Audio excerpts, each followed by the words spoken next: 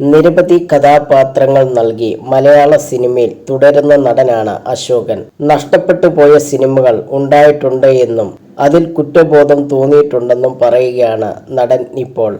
അമരം എന്ന സിനിമയിൽ അഭിനയിക്കുമ്പോൾ മറ്റൊരു ചിത്രം നഷ്ടമായെന്നും അതിൽ തനിക്ക് വിഷമമുണ്ടെന്നും അദ്ദേഹം പറഞ്ഞു.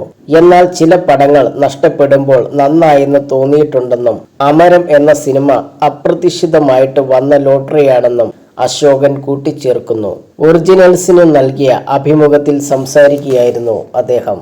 അദ്ദേഹത്തിന്റെ വാക്കുകൾ, നഷ്ടപ്പെട്ടു പോയ ചില അപൂർവം ചില സിനിമകളൊക്കെ ഉണ്ടായിട്ടുണ്ട്. അതിൽ റിഗ്രറ്റ് ചെയ്തിട്ടുണ്ട്. സമയക്കുറവ് കൊണ്ടും ഉണ്ടായിട്ടുണ്ട്. അമരം സിനിമയിൽ അഭിനയിക്കുമ്പോൾ മറ്റൊരു പടം നഷ്ടമായി. അതിലെനിക്ക് വിഷമമുണ്ട്. എല്ലാ പടവും എനിക്ക് തോന്നാറില്ല.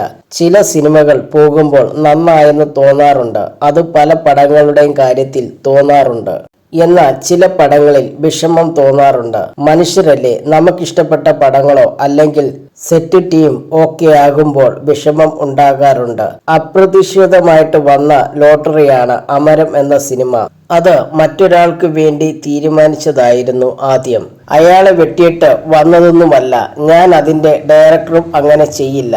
അയാൾക്ക് ആ സമയത്ത് സുഖമില്ലാതെ വന്നു. അതാണ് പ്രധാന കാരണം, അശോകൻ പറഞ്ഞു.